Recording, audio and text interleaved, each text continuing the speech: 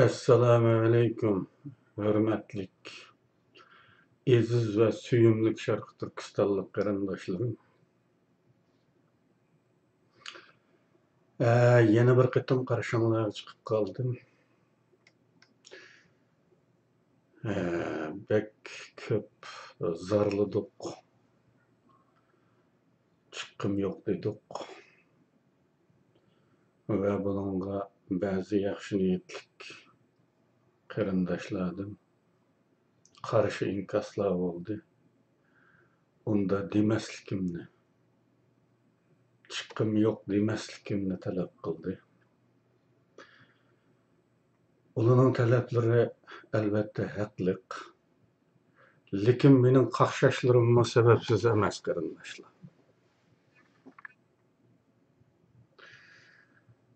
Rastdan desem, bunda oluşunun sebebi nima deb izohlashimni bilmayapman. Uyg'urlarda bir gap bor. Ve dehqonchi tuvan tabiiy odamlar ishlatadigan, ammo bu yozma adabiyot yoki nutq tilida ishlasak qancha chiroyli turmaydigan bir gap endi bu. Lekin temsil xarakteri bo'lganligi uchun pat shu yodimga yetib qoladi. U nima desanglar, siyib kirib uxlab qol yoki siyib kirib uxlab qolay degan bir gap. Rastilla siyib kirib uxlab qolgandek ishlar, ba'zi ishlar. Adamning ko'ziga kichik bola o'ytida o'ynayotgandek tuyg'u yurib qo'yadi ba'zida.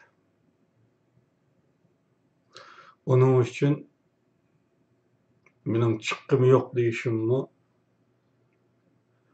e'tiborlikdan emas, shu siyib kirib uxlab qolay deganlikdan. Shu o'y ko'nglimdan kechirdiganlikdandir. Nimishqa desanglar,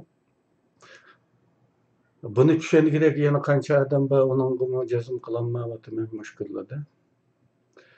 Bizning ozodlik orzuyimizni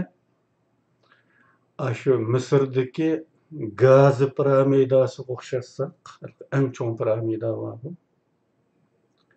Bizning ozodlik orzuyimiz shu piramida desak, bizning qilishayotgan qiliqlarimiz qarindoshlar chumililarning qum danachillarini to'shayotganiga o'xshaydi. Bu shu qadar uzoqda, o qadar bir-biridan o qadar uzoq bir farq. Texmi afsuslanarli yeri shuki, bir topimiz to'shaymiz o qumning danachillarini qurilish yo'lidigan yerga, piramida quramizda atqayin tarafga to'shaymiz. Texmi ko'plarimiz bu to'shilgan danachilarni ta'tir tarafga to'shib, cho'ng quruqlarga tashlaydi. Bugungi ahvolimiz mana shu o'xshatish bilan ifodalansa, menimcha to'g'ri bo'ladi. Mush o'tirdi ish torligi, to'pligi tashlanayotgan narsalarga qarasanglar, ozodlik orzusida titirlayotgan bir xalqqa o'xshamaymiz qarindoshlar. Ozodlik orzusida yuragi yongan bir xalqqa hech o'xshamaymiz aqib yurgan qiliqli bilan. Dahi o'qimishliq, yuzini to'pning bir sanaydigan, boshqalar tarafidan hatto olim deb beshiga ko'tariladiganlardan tortib, eng tövini doktor yoki shoir yoki yozar bilinayotgan odamlarning qilishganlarini demoqchiman. O odatdagi usul taklini bosh veringda. Ashulning shu o'tirdi tashlab yurgan nimalarini vaqt chiqarib, ashunga tashlab yurgan nimalarini bizning bugungi dardimiz, bugungi ishimiz Sizga alaqısı nima? Bunu oylasa adamning yig'ilib etkisi keladi. Bu gapnimi besonlardan xijil bo'lganligimdan deyapman. Bo'lmasa men necha qatim yig'ilib etdim qarindoshlar, yig'ilib etdim. Halini ko'rib. Ya qanday bir xalqmiz ya, biz beşimizde o kadar dert varken şuraya işini ko'raman. Onun için şu siyip kirib uxlab ketish degan aş tamsil pat-patli ko'nglimga kechirganlar bo'ldi. Bu arzu nerede? Bizning qilib yurayotgan ishimiz nerede? Onun için. Şunun men pat-pat chiqqim kelmay qolishining sababi buningmi bir hikoya va oxirsida gar vaqt yarvaslab biraman. Tema o't o'chirish atrofida mulozimatda. Qarindoshlar, bu gap qo'shtirnoqning ichida o't o'chirish atrofi deganmi qo'shtirnoq ichida diqqat qilinglar, mulozimatda. Umumiy ayrim bir qo'shtirnoq ichida. Qaysi o't o'chirish atrofi mulozimatda? Qaysi o'tni o'chirish uchun mulozimatda bu atrot? Buningga bir baqayli.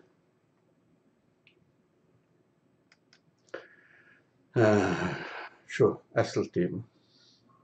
İlgari kitaplarda ve başka videolarda naql qilgandim.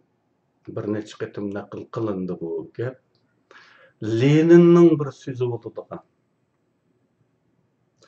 Ben bir yerde o naqlning aynısını ko'chamadim, mazmunini deyman. Şuna cümle o'xshamay qolishi mumkin. Lenin shunday degan. Barliq hukmron sinflarning hammasi o'zlarining hukmronligini saqlab qolishda. Bu saqlab qolishda derken saqlablam o'ttirashda degan gap emas.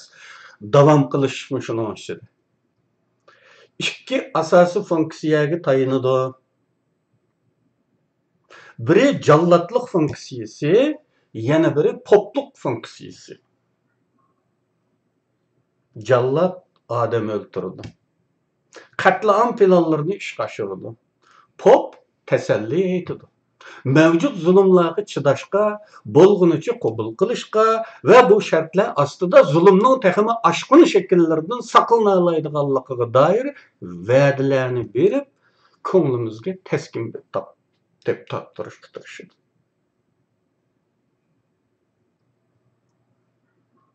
Endi buni sizlar amaliyatinglarga qo'yib yesi tecrübe qilib bakinglar. Mushu ikki funksiyadan boshqa uchinchisi bormi, yo'qmi? Bor bo'lsa, uni o'tirib qo'ysangiz bo'ladi. Xitoy jamiyatiga buni tatbiqlaydigan bo'lsak, kechmishimizda oldimizda o'tgan realliklar asosida bu so'zlarning to'g'riligini texmi amaliy his qila olamiz. Xitoy zolimlari zulmni oshiradi, qatlamlarni qiladi. Andan Xitoy hukmronligini saqlab qolish sharti ostida qurbonliklarga chidash haqida xalqqa taskin berish uchun siyosiy kengashning mo'llallari maydonga suriladi. Bu shunday bo'lib keldimi qanday? Hozirgacha bizning ko'rganlarimiz. Buni yana o't o'chirishga o'xshatsak bo'ladi. Endi bu o'tni o't qo'yib xalqning hayoti va mol-mulki zararga uchratiladi. Andan o't o'chirish atrofini avatib o't o'chirgan bo'lib olasiz. Yoki Charles Chaplinning filmidagi Chaplinning bolasi aynaklarni chaqib o'tib ketgandan keyin Chaplinning aynak selish mulozimati sunib yetib kelishiga o'xshash mumkin. Ko'pchilikka ma'lum darajada ma'lum bo'lgan kamplarning reallik haqidagi bir tasavvur, kamplarning tasavvurlarda muqimlashgan bir ko'rinishi allaqachon sobitlashgan ahvolda. Shundaymi emasmi? Kamp degan vaqtimizda bizning kallamizda bir resim mavjud. onun qandaq holatda ekanligi haqida bir resim mavjud. Chunki Kampning jonliq shohidlari bizga uni tasvirlab berdi. Va chet el xabar agentliklarining ba'zi xabarlarimi bir-birini to'liqladi, bir-birini mukammallashtirdi va oxirida bir resim hosil bo'ldi kallamizda.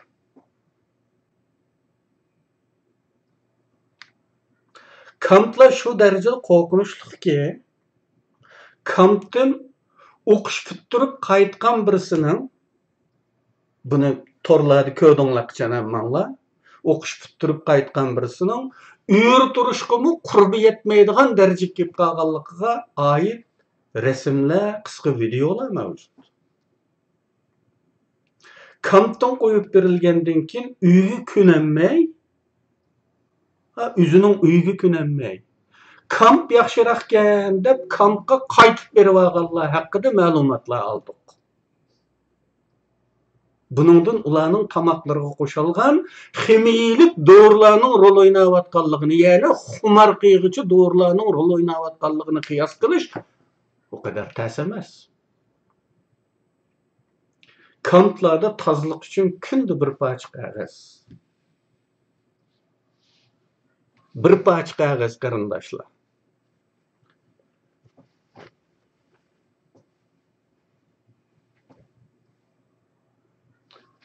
Bir parcha qog'oz beriladiganligi, bu bir parcha qog'ozdan boshqa tozalik uchun suvmi yetarlik emasligi. Hatto cho'ng tarafdan keyin maq'atni qo'l bilan tozalab, ondan qo'lni to'p topalasa to'piga suykab, bo'lmasa badallariga suykab quruq daydiganligini ma'lumdik. Jonliq shohidlarning aslimasidan anglaganlarimiz mana shunday. Ayollarga o'kil selib, heyizdan to'xtatib qo'ydiganligidan xabarimiz bor. Bumi qog'oz talablarining oldini olish uchunligimi shohidlarning hikoyasidan ma'lumlik. Uyg'urcha so'zlash umuman cheklangan bo'lib, hatto hujurlardimi pichirlash qilib olmaydi. Faqat quloqqa eg'izni yiqib turib pichirlashli mumkin bo'lsa-mu, buningga jur'at qiladiganlar ko'p emas. Ayollar har atigini yalang'och holda qatorga tizildiganligi Xitoy soqchi askarlarining ularning oldidan masxirlik nazar bilan qarab uytadiganligi, hatto ularni zo'ngzaytib o'ltirg'izib qo'ydiganligi qatorliq insoniyatsiz qilmishlardan xabarimiz bor. Bu natsist kamplarda bo'lmagan qiliqlarning birisi. Natsistlardan oshirib qilayotgan qiliqlarning birisi. Hatta insonlarning o'ylash erkinligini tatib elingan misollar bor.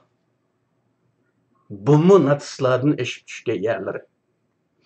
Yenidan bo'shangan, emchakda balası bo'lgan ayollarning balasidan ayirib etilib, kampga tashlanganligi, emchakda balasi bo'lgani uchun doimli ko'ksichon qilib, ba'zan ko'ksidan sut teshib turdiganligi, ammo ular balasidan ayirib etilgan onalarga hech o'xshamaydigan, xuddi mashina odamlardek balasini bir ozmi xiyoliga keltirmaydigan g'alati, his tuyg'usiz holatga keltirib qo'yilganligini shohidlarning guvohliklaridan bilamiz.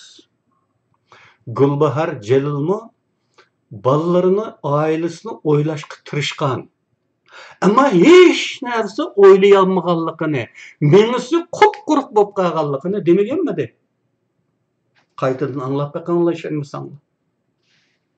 Shuningdanmi xabarimiz bo'lmadimi? Kamplarning yanida biror jasad ko'ydirish o'chig'i yoki aslahasi bo'lib, bu yerda qilingan jinoyatlarning moddiy paketi bo'lib qoldigan jasadlar külga aylantiriladi. Hatto o'lmagan, ammo aranjini qolgan ba'zi tiriklarni o'liklar qatorida uchoqqa qatadiganlik haqida o'tirdi uchurlar bo'lgan.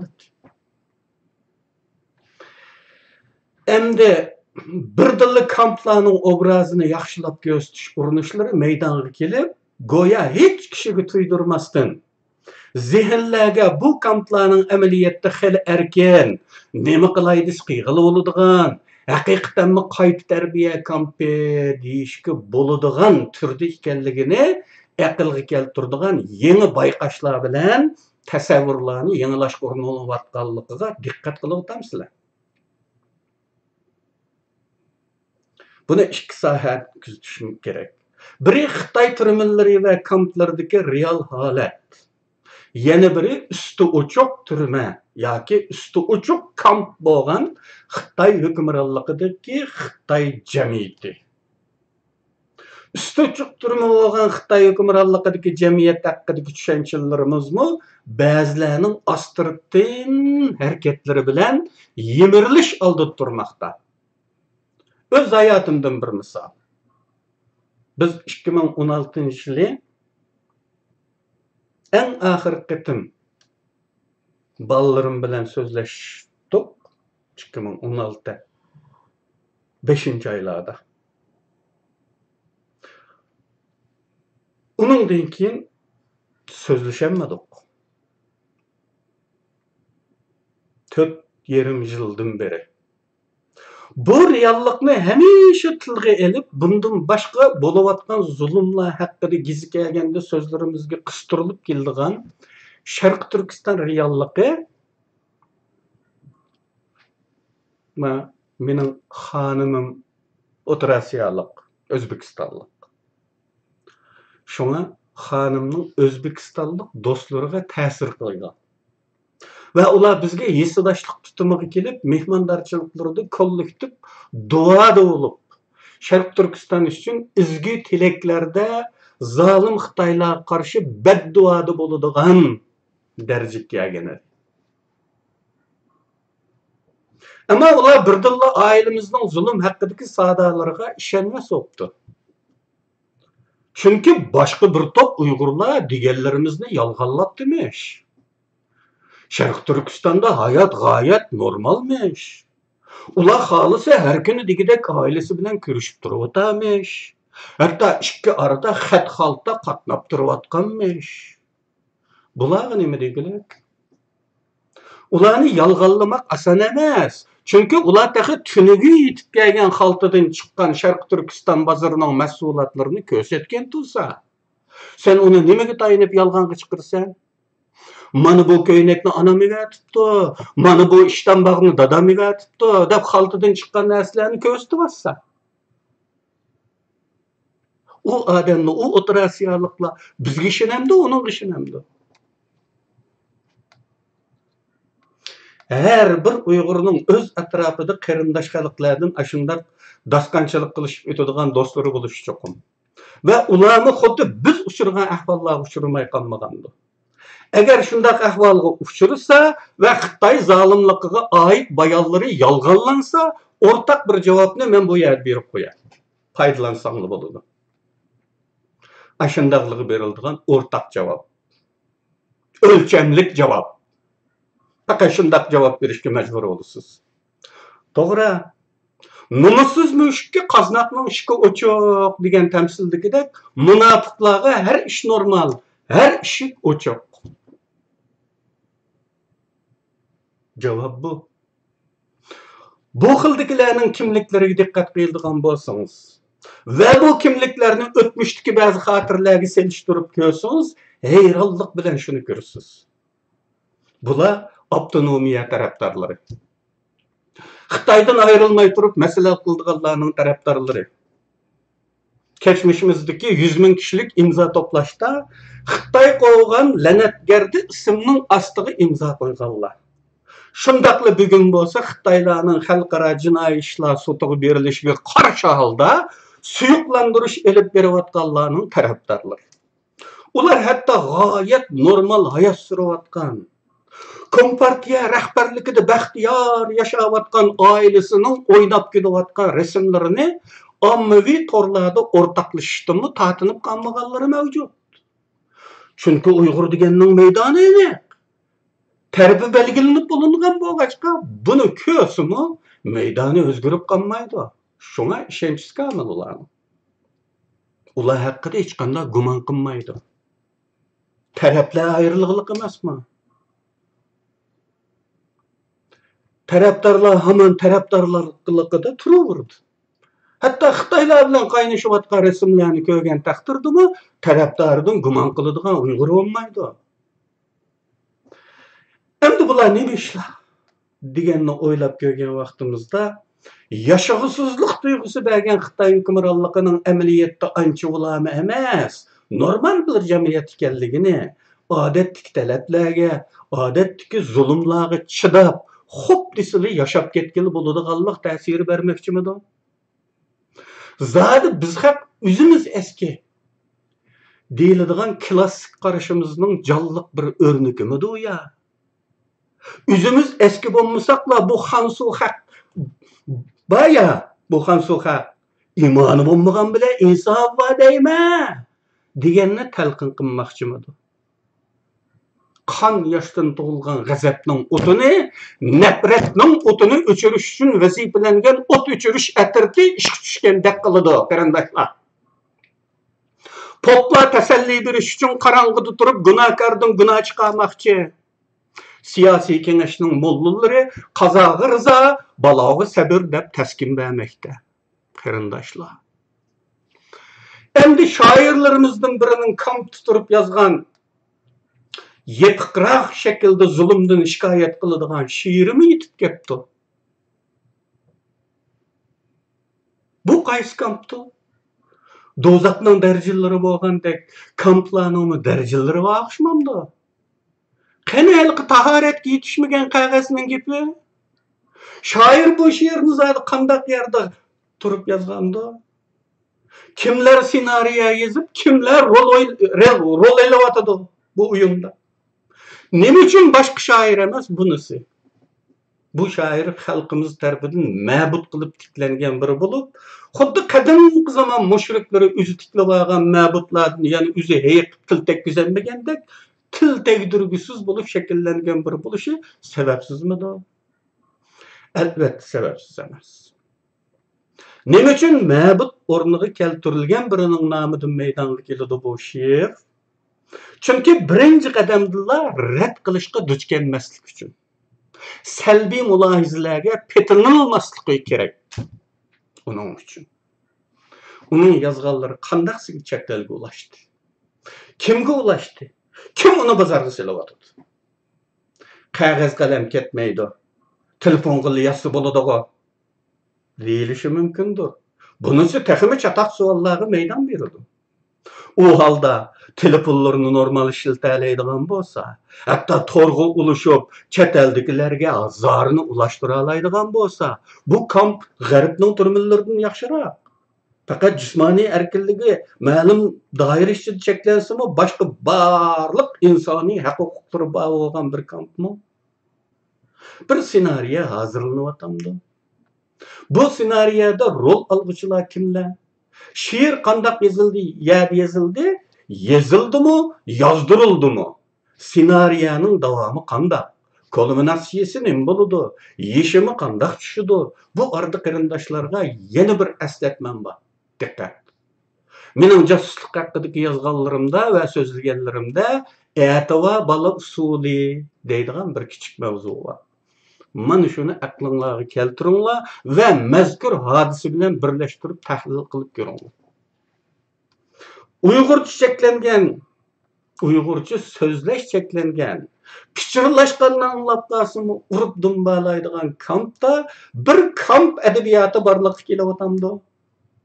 Xuddi dunyo urushidan keyin kamp tutqunlarining aslimlari asosida borliqqa kelgan natsist kamp adabiyotiga o'xshash. Şoğunusu bular keyinki hayat qolganlarning aslimlari asosida borliqqa kelgan bo'lib, hech kim kamp tuturib yozib saqlay olmagan yoki sirtqa chiqara olmagan-di u zamonda. Xitoy kamplarining natsist kamplaridan nechasi eshib tushadigan insoniyatsizliklar nazarga ilinadigan bo'lsa, bundaq bir kamp adabiyoti samarasini bir mo'jiza deyish kerak. Hadiseler bilan cheklanib, mohiyat haqida izlanmaslikka ko'ngan xalqimizni mantiqliq tafakkur qilishga chaqiraman. Dushman g'alchillari, dushmanning poplari, o't o'chirguchilar, tasalli aytquchilar harakat qilmoqda.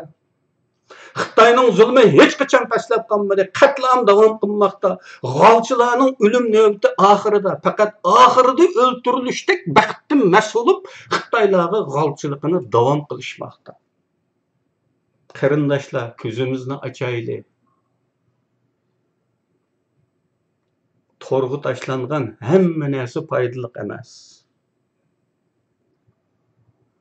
Muloyiza san'atini yetildiraylik kichkina.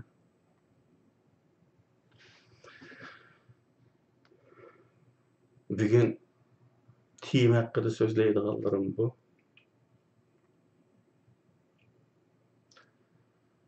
To'g'ri, sizlarga qo'shiq qilib qolsa yana bir hikoyam bor deganmidim. Buni deb qo'yay.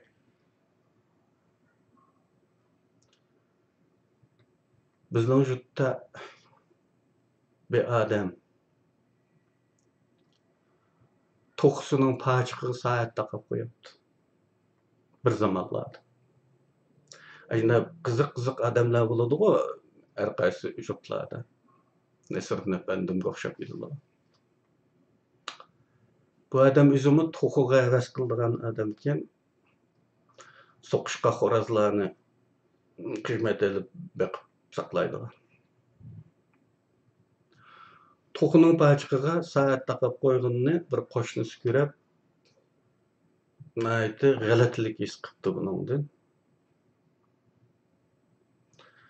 Vay palanika, bu sen qo'lingdagi soatni bu to'qiga taqib qo'yapsan-ku. Bu nima qiliqsizlik? Debdi-da. Bu odam debdi, u burunlarda bu soat degan yomon cho'ng bir nima deb o'ylaydiq. Buningda darajalari var, maosh yuqori, kadrli taqaydigan nima edi u. Bir kuni qarasam, Silimi Qang'roqning bolalari abi 5 kapolatlik oilani demoqchi ekan. Oy Silimi Qang'roqning bolalari soat taqib yotdi deyman. Bu haliqi elektronlik soat 5 so'mga tushgan chog'da bo'lishi kerak. Ay şunun qarab, bunga bir e'tibori yo'qmish o'xshamamda deb to'qamga taqab qo'ydi. Debdikan. Şunun o'xshash bizning bu Uyg'ur notiqchiligi